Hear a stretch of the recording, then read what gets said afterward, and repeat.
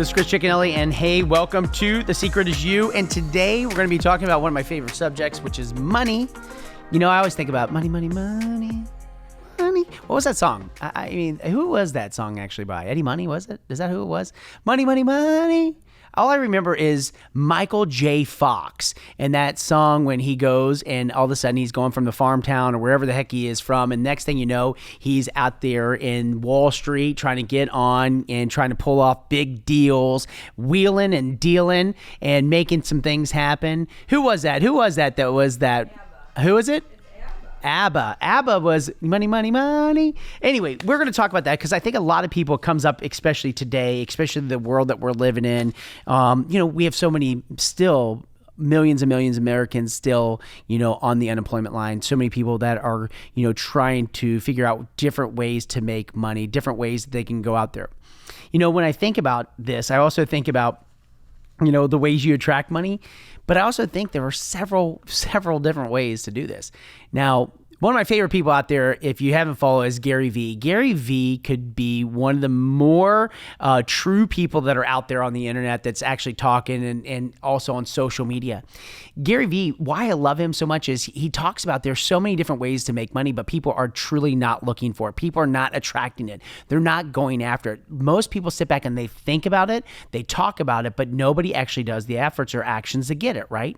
So every Saturday and Sunday, Gary V actually goes to yard sales.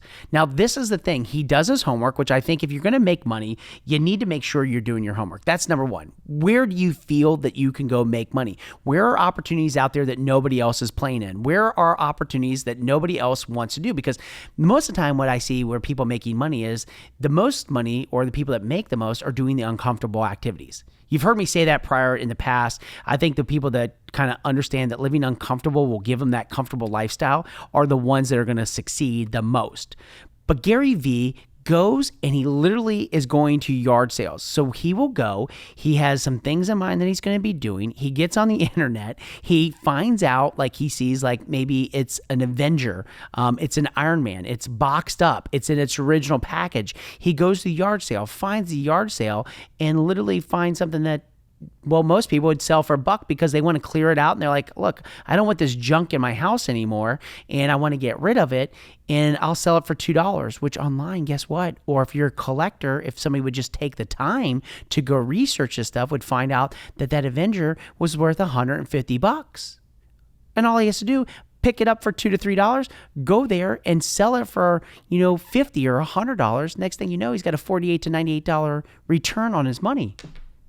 I mean, like, come on, people. You sit back and you think about that. He does this every week. He does that with baseball cards. He does that with, there was, remember Thundercats back in the day? Some of you probably don't even remember that, but Thundercats, let's roll, and he goes into these garage sales and finds Thundercats that people are like, their kids have moved out. They don't want this stuff in their house anymore. And he does his homework and he goes it. He makes money because he researches. He makes money because he gets up early on Saturday and Sunday and takes his ass to a garage sale. Now, Gary V is worth a lot of money. But what he understood, and I love the fact that people that want to go out there and make things happen, is that they don't look at making money as a job. They look making money as a livelihood. Making money is part of who you are. Making money, the processes in which you do it, if you sit back and go, gosh, I got to get up and I got to go to work to make money, I got to go clock in, clock out, you'll always make a salary. You'll always make a certain amount of money. The people that make the most amount of money with me are the people that sit back and go, you know what? I don't care when I have to be on call. I love to go work. Well, guess what? If you love to work, you love to do these things, you're going to attract the money because of your behaviors, by the things that you're doing. When you sit back and say, I got to go to work to make money, that's bullshit. That's you might as well just cash it out. When you should say every day when I wake up, I'm going to make some money today. And I'm not going to go to work for it. I'm going to do it because this is part of my life. This is part of who I am. This is part of my routine. That's how you attract it. Now, the biggest thing that customers have to understand from people that want to make money from them is, what value do you as the business owner, what value as you as the rainmaker are going to be providing to people every day? That's first and foremost.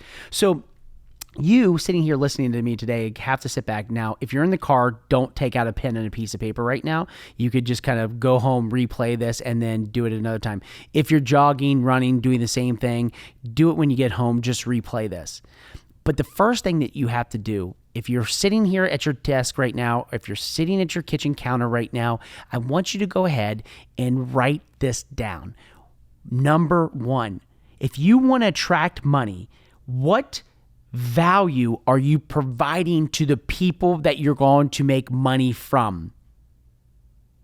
Okay, that is an important piece. What value are you going to bring to somebody's livelihood? So if you're a pure romance consultant, you have to be thinking about, are you going to provide value of great information? Are you going to provide value of making sure that you provide the best customer service? Are you going to provide value to make sure that you've went out and curated the best of the best for them so their experience with the brand, their experience with you is going to be second to none? That's a huge piece when you sit back and you talk to people and say, okay, what value do I provide to somebody? And here's the thing, if you don't know, you need to know. You need to figure this out and ask your friends, ask your clients, hey, or ask the ones you trust. Now, don't put this shit on Facebook or Instagram. Hey, what value do I provide to you? Because you might get a lot of different answers from a lot of people you just don't need to listen to. You need to go to your trusted people and say, hey, look, I'm really trying to figure out, when they might go, man, you provide so much great information when it comes to sexual health. You provide so much great information when it comes to relationship advice. Awesome. That starts kind of building what it is that you're going to give to your clients and your customers. And you need to make sure that you understand that's a great place to continue your education, continue learning, because if people love that about you, that's the one thing that you should play off of. You should play off of knowing, all of the different things that are happening in the world today. How's COVID playing into people's relationships? How is seclusion playing into people's relationships? How is depression or anxiety playing into it? Because people are looking to you as this resource, and that's the value you provide to them. Some people might say, man, you are so funny. You're amazing. You're so great. I just love being around you. Your energy is awesome. Well, can I tell you? That is something you need to play off of. You need to make sure that how do you keep that energy up? How do you make sure you don't fall into the trap of depression or anxiety or this trap of like everything's doom and gloom? And you know what? That means how do you make sure that you're constantly working out? How do you make sure that you're constantly putting yourself in a routine, eating healthy, sleeping, doing the things you need to do so that people look and say, you know what? You keep that positive vibe about you. That's the biggest thing I think that most people that want to make money don't understand is what is the value that they're going to be providing to people. And it's such a miss. It's such a miss because so many people are just used to going out there and getting a paycheck. They're used to getting, a salary. They're used to getting a wage or whatever it might be. But most people, what they don't do that really are going to be successful as business owners, successful as entrepreneurs, they don't understand what they provide as value. My value right now is this. It's a lot different than when I was building my company and doing the things that I'm doing right now. My value of why people want to tune in or want to listen is I took a company from $1 million to over $400 million. How did we do that? Well, it was through a lot of process. It was through a lot of, hard times. It was through the rise and grind that we do every day, right? The process, the way we go out and do it. Doing the uncomfortable activities. The value I provide today is sharing with you all the ways I got there and all of my trials and tribulations and pitfalls that I went through. That's value that I provide to people because if somebody listens to me, they can maybe either get to where I got to faster or they can avoid some of the pitfalls that I went through, some of the things that I wish I wouldn't have done in the past. Ultimately, too, the other thing I provide is a different perspective because so many people that we hang around with aren't business owners, aren't entrepreneurs, and so their glass might be half full where my glass is overflowing. That's the difference. The other thing too, if you want to attract money, please do me a favor, educate yourself. Educate yourself on money. Educate yourself on why making money is important. Education is so important.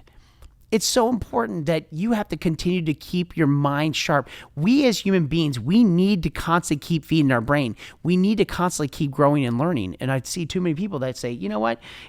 It's crazy that more people that want to make money don't put the time in. They say the average CEO reads 60 books a year. 60.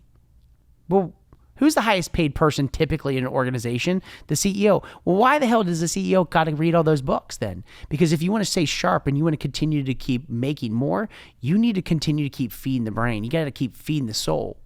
We need that as people. We need that as business owners. My thing right now is I'm reading Man's Search for Meaning. Man's Search for Meaning, and it's a great book. It's a great book to make you think about how strong we are as people. How we can overcome so many different obstacles that are out there. What are you doing? Write it down. Are you self-educating yourself? How many books have you read this year or listened to? I bet you've watched more Netflix series than you have actually read books. Tire King. What the hell has that done for you? Probably nothing. But you know what? You could have been taking that time and read a book. Could have been educating yourself. Rich Dad, Poor Dad. You could go out there. Who Moved My Cheese? Good to Great. 7 Habits of a Highly Effective Person. All of these things you could go out there and do. And some people are like, I've read them. Well, reread them again because you only remember 25% of what the book said anyway. So go back and do it yourself. Continuous. I read some of the same damn books. How successful people think. I read those books because ultimately, in my mind, in my world, I want to continue to keep getting better. And sometimes I can't remember the things I read 4 or 5 years ago, so I do reread them. How to influence and influence others. The third thing is this. Write down, how much networking have you done this year? Now, a lot of people are going, well, Chris, it's COVID, and I have not been able to do my bridal show. I've not been able to go out and do my parties. I've not been able to do the other stuff. Okay, great, wonderful. Everybody else in the world is doing the same damn thing. So you're not alone. This is not like something that is new. Well, how many venues have you created to be able to network with people? Because I think if you want to also make money, you got to network with people. Because here's why. More and more of my business that I deal with or how I grow or bringing new things to the table is because I network with people and I'm constantly telling them about what I do. I'm constantly telling them about how Pure Romance operates. What exactly are we? How do we go out there and benefit other people? I think networking is one of the biggest ways of making money because people need to know what you do. And most of us buy either because of that person that we love and we respect, or we buy off of referrals. And referrals come from us networking all of the time. It's crazy. My wife goes and meets with a bunch of people and they'll be like, oh my gosh, it's around Valentine's Day. And somebody will be like, oh my gosh, Jessica, I forgot about that. Yeah, Chris does it. Can I get some product for Valentine's Day for this, for this, for this? And most people wouldn't know what I do unless we were out there talking about it all the time, actually telling people what it is. Networking is a huge, huge tool because your friends that you go out and talk to, they also have their network. And when you tell people what's going on, you showcase. You don't have to be the person that's bragging all the time. You don't have to stand on your soapbox and say, oh my God, we're so great. But I do believe networking is huge, huge piece of making money. The other thing too is learning from your failures. Oh my God. If you can do one thing, don't take your failures as like you are not good or you're not good enough. Take your failures and actually really you've heard this from so many people. You could go on the internet and research how failures lead to the next step of success. How every failure that you have is going to get you better and make you a better version of yourself. It is the absolute truth. In the beginning of my career, I used to take my failures as, really, really personal. And I would get down on myself and I would, be frustrated. But I was also very young and naive. And I didn't understand that every one of those failures actually made me stronger, made me better as a business owner, made me stronger, better as a person, made me stronger, better as a father, a husband, all of those things. The failures are going to be things that are going to make us. And we look at our kids. Some of us don't want our kids to fail, but it's the greatest thing when they do. My son, Max, tries out for the 4th grade basketball team. And you're going, well, it's 4th grade. Well, guess what? They have a select team. He didn't make the select team. You know what? And was he upset? Yeah. Did he cry? Yeah. Was he feeling like he wasn't good enough? Yeah. Did it also stem into other things like, I'm not good at this, Dad. I'm not good at that, Dad? Yeah. Now, I could have been like the helicopter dad and gone back and said, hey, why isn't my kid playing? What do you mean? You picked the wrong people, blah, blah, blah, blah. But you know what? Max has got to learn that not everything in the world is going to be handed to him. Not everything in the world is going to be simple and easy. He's got to fail at some things. And when he fails, that failure will motivate him to press to go work out, to go shoot baskets, to go dribble. Because before, guess what? Before Max failed, he was LeBron James in his mind. He was Michael Jordan in his mind. The failure basically now made him go, Dad, when do we start basketball? When do I start working out with Bobby? Dad, when do I start going to the gym and when I shoot? Because Max knows now what the feeling is when you don't make something you want or do something that you want. And that was a failure. That failure will help propel him. But you also got to learn from the successes too. Our successes are going to be something that we got to make sure that we are proud of. The successes that we do, we learn from them. You celebrate those. What successes have you had this year? You need to write those down. What are those successes that you've had? Don't forget about those, because what I'll tell you is this: you will focus all the time on the failures. I do this myself. All the things that we botched, all the things that we didn't do right. And what we'll forget about is all the things that were great, all the things that we did awesome. Like some people might have had a month where they had the record sales or record people bringing into the business or record whatever it might be. And you know what? You'll always remember the one thing that you didn't do is the worst month that you had, or the way you didn't maybe make something, or something didn't go your way. You can't just beat yourself up. You won't make money that way. You can't just learn from your failures. You've got to build from your successes as well. And the last thing is this: don't be afraid to ask. You got to surround yourself with a good tribe, a good group of people, a group that's going to continue to make you rise, right? Not make you run. You don't want the people that are going to make you run from business or make you run from challenges. You want to get those people that are going to make you rise to get better, make you rise to be a better individual, a mom, a significant other, an aunt, a daughter, whatever it might be, business owner. You want to find your best version. So what you have to do is, when you need help, ask for it. When you want to find something to grow, ask for it. I bring consultants into my business all the time because I'm asking for help. I want them to give me ideas. I want them to give me ways that I can go out there and grow. And I need to be open to listening to other people's ideas. At the end of the day, I get to filter them. I get to decide, but I love to be around people that want to stimulate growth, want to help you grow, want to be there to help you answer the questions that you have when you're the only one up at 3 o'clock in the morning because you can't sleep. That's the way you make money. You provide value, you self-educate, you network your butt off, learn from your failures, build from your successes, and don't be afraid to ask. Because remember this, man, at the end of everything, you are the secret. You are the business owner. You are the person that's going to make you rise or run. And what I will tell you every day is you put the most into yourself, in your development that you possibly can, and you'll get it really quickly. Because there's only one secret in business. There's only one secret of success, and that is you. Have a great day, everyone.